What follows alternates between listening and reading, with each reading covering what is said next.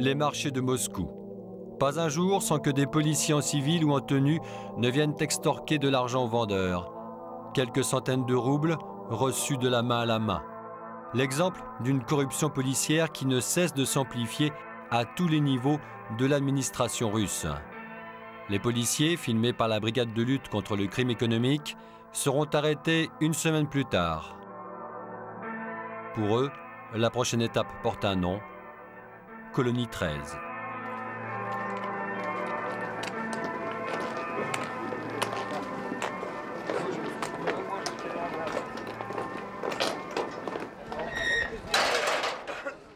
Au fin fond de l'Oural, derrière ces grilles, 2000 prisonniers. Des détenus d'un genre très particulier. Ils sont tous policiers, douaniers ou encore procureurs, tous d'anciens fonctionnaires du ministère de l'Intérieur. Condamnés pour corruption, escroquerie, vol, mais aussi pour meurtre.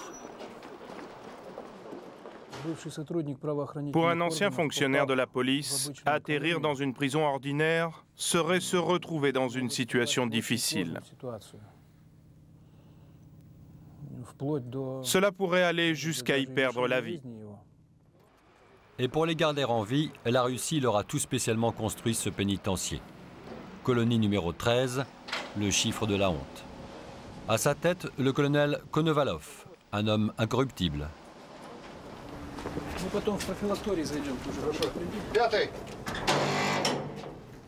Ce matin, le directeur fait une rapide inspection de la colonie.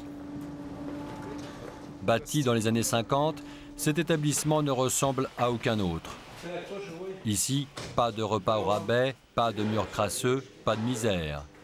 Les cuisines sont propres, la bibliothèque est fournie et il y a même une salle de théâtre. Une prison 5 étoiles. L'enfermement, c'est la pire des punitions pour un individu. Comment les détenus pourraient-ils être gâtés ici? Et au ton du colonel, il n'est pas permis aux prisonniers d'en douter. Et pourquoi là, c'est pas fait? Vous attendez le déluge ou quoi? Des conditions de vie correctes, mais pas question pour autant d'un quelconque régime de faveur. Et au centre de la vie de la colonie, le travail obligatoire. Des journées de 10 heures, les détenus doivent être rentables. Anatoly Bebeshko entame sa 5e année de prison. Comme chaque matin, l'ancien lieutenant de la police de la route rejoint son atelier. De véritables usines où les prisonniers fabriquent 24 heures sur 24 toutes sortes d'outils. Anatoly a été condamné à 6 ans de détention pour avoir touché un pot de vin de 3000 francs, son salaire à l'époque 500 francs par mois. Ironie du sort, il a été affecté avec collègue, son copain de chambrée, à la fabrique des menottes, 50 menottes par jour.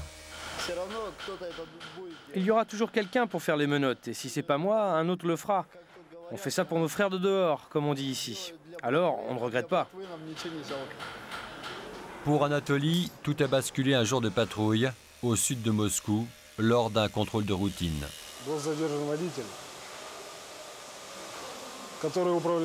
Un jour, j'ai arrêté un automobiliste. Il avait sur lui un faux permis de conduire. Alors, je lui ai dit « Allez, je vous emmène au poste ». Il m'a alors glissé de l'argent dans la poche. Et peu de temps après, il a porté plainte. Et il m'a accusé d'avoir pris un pot de vin. C'est comme ça, en fait, que je me suis retrouvé ici. Et vous vous sentez coupable? Non. Je ne me sens pas coupable. Non, absolument pas. Nos salaires de flics, ils sont absurdes. On ne peut pas vivre avec. Et le gouvernement, lui, il s'en moque. En fait, c'est principalement pour cette raison que beaucoup acceptent des pots de vin. Nous avons vraiment des salaires de misère, très très bas. Il faudrait absolument les augmenter, mais ils ne veulent pas. Et avec cet argent, on doit faire vivre toute la famille. C'est à cause de ça qu'augmente la criminalité. Vous vous sentez trahi? En vérité, je me sens surtout abandonné par le gouvernement. Libérable en 2002, Anatoly espère une remise de peine pour la fin de l'année. Mais dehors, la chasse aux corrompus continue. Igor Volodine commande l'unité anticorruption de Saratov, au sud de Moscou. Sa mission, traquer les ripoux de la police. Dans cette voiture blanche, un inspecteur de la brigade. Il sert d'appât et commet volontairement une infraction. La scène est filmée, enregistrée. Le contrevenant est arrêté. Le piège fonctionne. Vous avez les papiers de la voiture? Non, je les ai oubliés à la maison. C'est votre voiture? Oui, oui. Bon alors maintenant on va faire un PV et vous aurez une amende. Et on ne peut pas s'entendre, s'arranger ensemble? L'agent de la circulation ne répond pas à l'inspecteur. Mais les deux hommes entrent dans le poste de police. Le procès-verbal s'éternise. Alors le commandant décide d'intervenir. Voiture 2 à voiture 1. Bon, on va maintenant au poste. On se présente et on vérifie que l'agent a correctement rempli les papiers.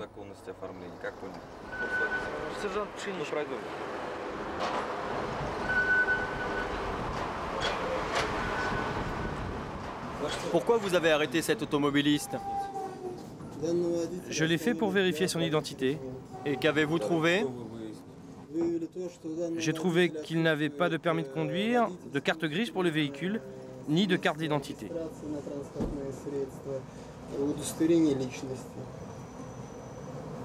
Bon, et il vous a demandé de s'arranger avec vous? Oui, il l'a proposé.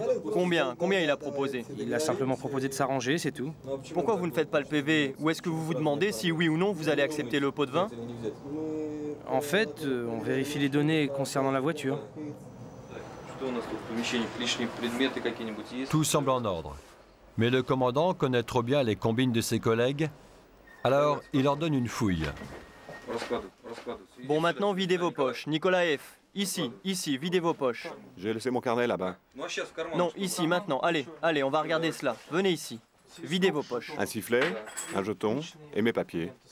Échec sur toute la ligne pour une brigade chargée de surveiller 1300 agents avec seulement 10 hommes.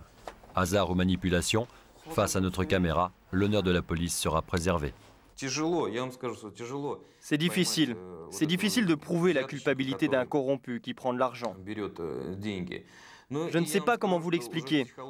Mais ce que je veux dire, c'est que dans l'esprit des gens, la corruption, c'est devenu une norme. Je ne sais pas pourquoi. Je te donne, tu me donnes. C'est devenu la règle. Mais pour les gardiens de la colonie 13, c'est une toute autre règle qui leur est martelée chaque matin.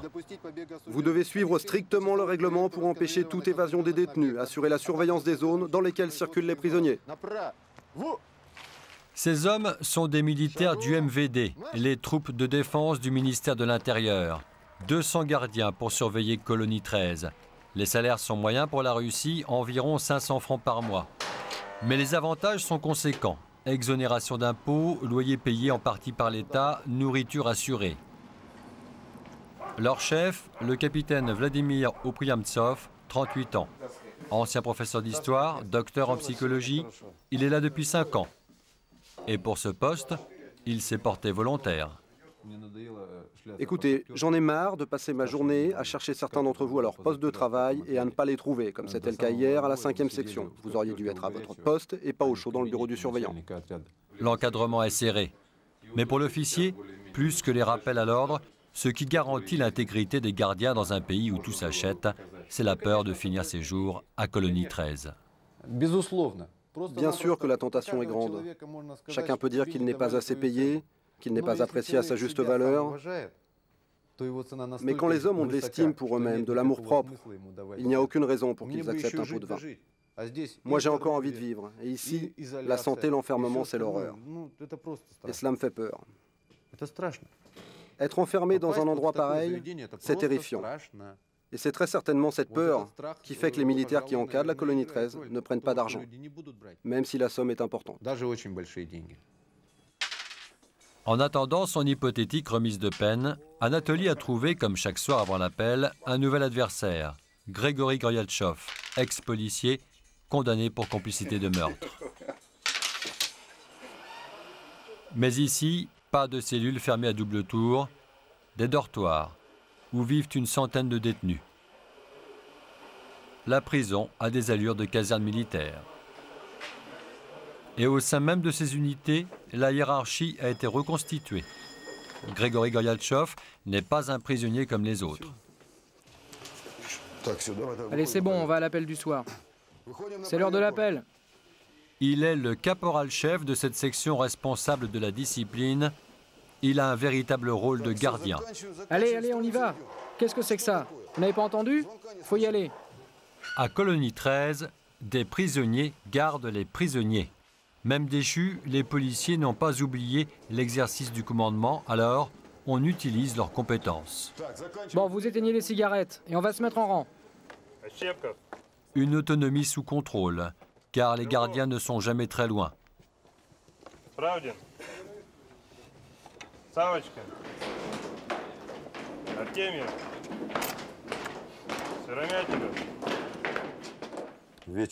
Bonsoir, 5e section, ici le surveillant Goryatchev. Alors inscrivez le nom des hommes de garde, s'il vous plaît. Igorov, 22h, 24h. Et 24h, 2h, le détenu Dobradov. Grigori est un ancien sous-officier du commissariat central de Moscou. Condamné à 12 ans de réclusion, il en a déjà purgé 9 au pénitencier. C'est la photo de ma femme et de mon enfant. J'avais 26 ans quand je l'ai prise. Vous avez d'autres photos? Oui. Vous pouvez nous les montrer? Oui. Elles sont là, dans mon bureau. Regardez. Voilà comme j'étais. Pendant que j'étais en prison, mon père est mort de honte. C'est la honte qui l'a tué. Il n'a pas supporté ce que j'ai fait. Vous savez, si j'étais en liberté, peut-être que je condamnerais ces policiers corrompus. Mais dès l'instant où je me retrouve ici, je ne peux plus porter de jugement sur leurs crimes. Du point de vue de la loi, je suis comme eux. Ce sont des détenus comme moi. Je n'ai pas le droit de juger s'ils ont bien ou s'ils ont mal agi.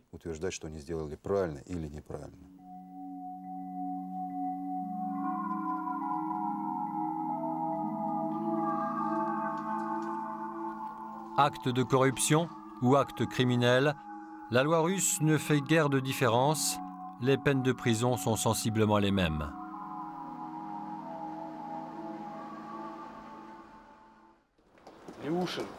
Mais à Colonie 13, l'enfermement met en place une autre hiérarchie. Ici, mieux vaut avoir versé le sang qu'avoir palpé des roubles ou des dollars. Gavrotia, viens ici. Le responsable de la porcherie du pénitencier, Aziz. Prends ton râteau et va nettoyer la porcherie. Cet ancien capitaine de police a été condamné à 13 ans de prison pour meurtre. Et pour le détenu de droit commun, rien n'est pire qu'un policier corrompu. J'aime pas ces gens-là. La corruption, les pots de vin, j'aime pas ça. Vous comprenez, quand ces gens-là prennent de l'argent, ils savent ce qu'ils font. Ma situation à moi est complètement différente. J'ai agi par jalousie, sous l'emprise d'une impulsion incontrôlable. Quelqu'un d'autre aurait peut-être fait autrement, mais moi j'ai agi comme ça. Les corrompus, eux, ils savent à l'avance ce qu'ils vont faire. Ils ont un but. Ils le font en toute connaissance de cause. À cause d'eux, ceux qui prennent de l'argent, la population peut penser que toute la police est corrompue. Et ils font du tort à l'autorité de la police.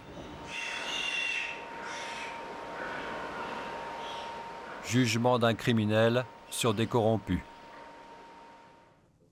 Un jugement que partage le directeur du pénitencier. Требования профессиональной этики не должны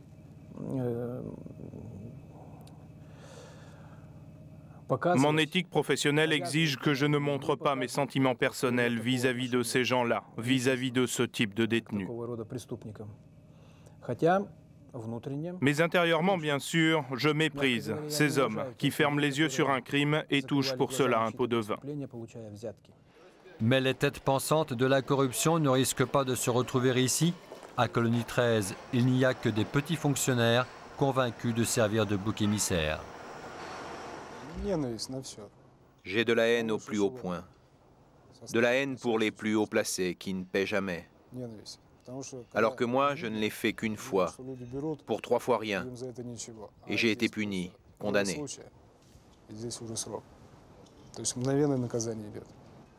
C'est bien là le problème. Nous autres, les petits, on nous met en prison. Et en plus pour des peines assez lourdes. On perd tout, notre famille. Alors que ceux qui volent des milliards, on les relaxe ou on les amnistie. Vous savez, c'est cela qui fait le plus mal. Et en plus, eux, ils continuent de voler. Et la corruption des puissants s'étale à la une des journaux. Il n'est plus question de quelques milliers de francs, mais de dizaines de milliards. À 3000 km de la colonie 13, l'amertume des prisonniers du pénitencier est partagée par un autre homme. Il vit à l'abri d'une résidence protégée de la nomenclatura russe, un des rares privilèges qu'il a pu conserver. Yuri Skouratov, ancien procureur général de Russie. Il a déclaré la guerre à la corruption. En vain, il a été suspendu de ses fonctions en avril dernier. La cause principale de mon limogeage réside dans le fait qu'au cours de nos instructions sur les grosses affaires criminelles, nous avons accumulé des ennemis puissants et nombreux. Et à un moment donné, ces ennemis très proches du pouvoir se sont unis. Jusque-là, j'avais réussi à louvoyer, à faire en sorte qu'ils ne fassent pas cause commune.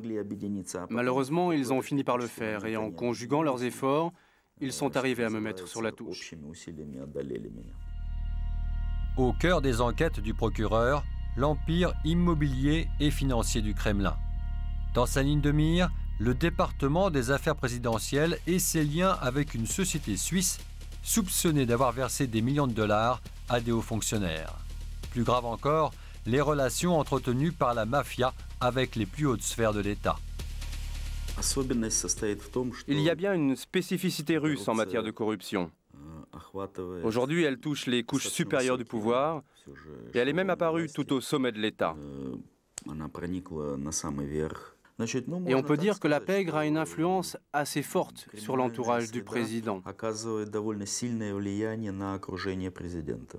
Ils font du lobbying. Ils ont des amis à tous les niveaux de l'administration présidentielle et ils peuvent influer sur les décisions mêmes que prend le président.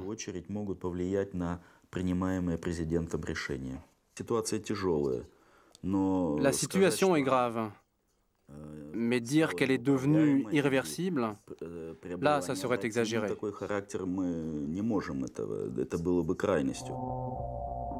Ces deux hommes sont des maîtres chanteurs. Ils viennent tout juste de recevoir 300 000 francs de leur victime, un concessionnaire automobile.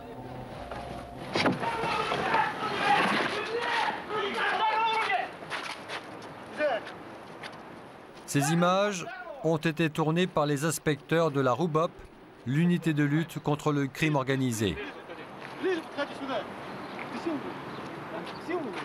Une arrestation musclée, diffusée à la télévision, pour bien montrer que dans ce pays, la police fait son travail. Un des deux hommes à terre est un assistant parlementaire. Il se faisait passer pour un fonctionnaire des finances. Il a menacé le concessionnaire d'un redressement fiscal, à moins que celui-ci ne lui verse 1 200 000 francs.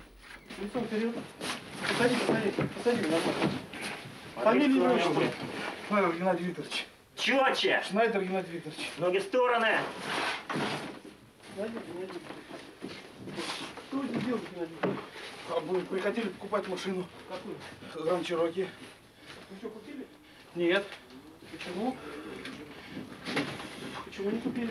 Потому что не купили. Значит,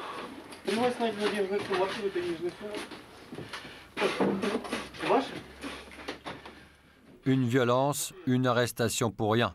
Après quelques jours de prison, l'assistant parlementaire sera relâché. Dans ce système qui autorise tous les arrangements, son dossier sera classé sans suite. Lui ne rejoindra pas Colonie 13. 11 heures au pénitencier. Début de l'office dans l'église orthodoxe, construite par les détenus.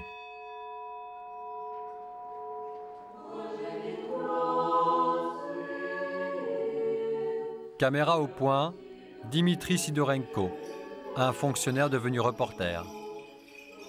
Cet ancien officier des douanes a écopé de 7 ans pour un pot de vin de 300 000 francs.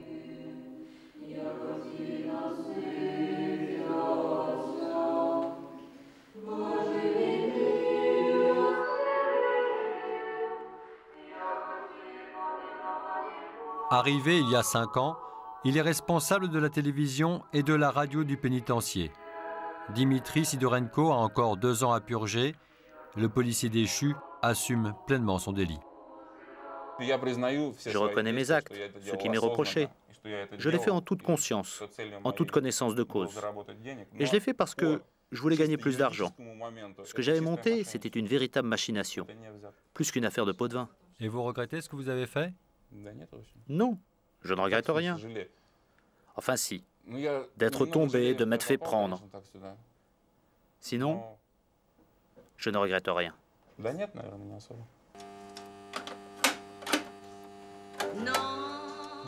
Bonsoir, bienvenue sur la radio de la Colonie 13. Je suis à nouveau à l'antenne et je vous salue tous. De la bonne humeur sur nos ondes. Et ce soir, au programme, le premier message. Les amis de la 5e section souhaitent à Igor plein de bonnes choses et espèrent qu'il sera très vite libéré et pourra rentrer à la maison.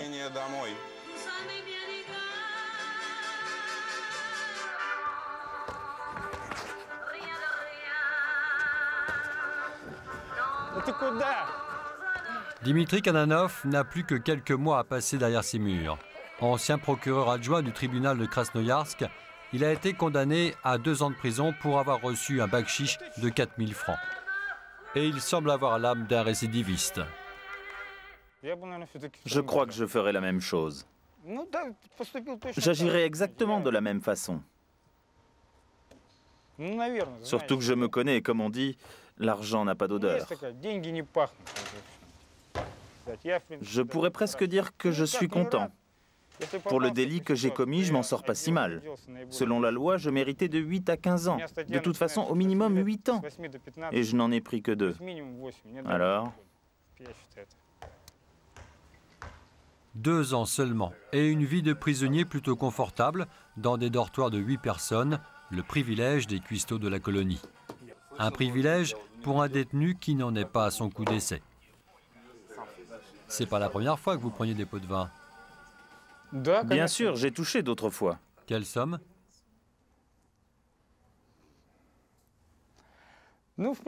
En principe, rien de bien important. Enfin, comment vous dire? Il y a eu 10 000 $ une fois, et puis d'autres sommes encore. Mais cette fois, vous êtes tombé. Oui, et en plus pour une somme aussi ridicule. En fait, j'ai eu la possibilité de gagner beaucoup d'argent.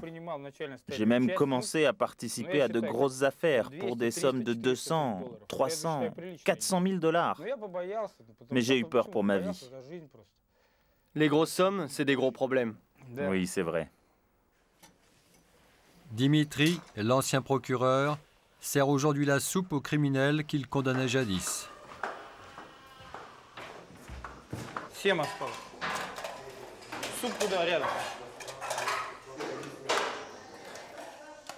J'ai rempli 20 assiettes et j'ai déjà mal au bras. Ce milieu de la pègre, Dimitri l'a côtoyé de si près qu'il en a même utilisé les méthodes. Je savais très bien combien d'années on allait me donner. J'étais en liberté sous caution. Mes amis avaient d'ailleurs payé la caution pour moi. Un jour, le juge m'a convoqué et il m'a dit « Mais je ne vais pas vous expliquer tout cela, c'est une histoire d'argent. » Bon, écoutez-moi, je ne me cache pas, en fait, on a payé pas mal. Une somme rondelette pour la Russie. C'est pour ça que j'ai pris si peu d'années, mais je ne pouvais pas ne rien prendre. En fait, vous avez acheté votre condamnation. Oui, mais moi tout seul. J'ai même dû emprunter pour ça. Un aveu entre courage et dérision. À quelques semaines de sa libération, Dimitri semble ne plus rien avoir à craindre. En attendant, il occupe son temps libre à peaufiner son anglais. Vous vous êtes arrêté sur le mot « survive ». Pourquoi? Le mot « survive », il me rappelle la prison. L'essentiel, c'est de survivre. Après, on va voir. Ne me présentez pas seulement comme une personne qui ne s'intéresse qu'à l'argent. Parfois, je ne demandais rien, mais il y avait toujours des gens pour me proposer de l'argent. Et eux aussi, ils y trouvaient leur intérêt. C'est la vie. Face à l'étendue de la corruption en Russie, des enquêtes menées par des tribunaux étrangers sont en cours.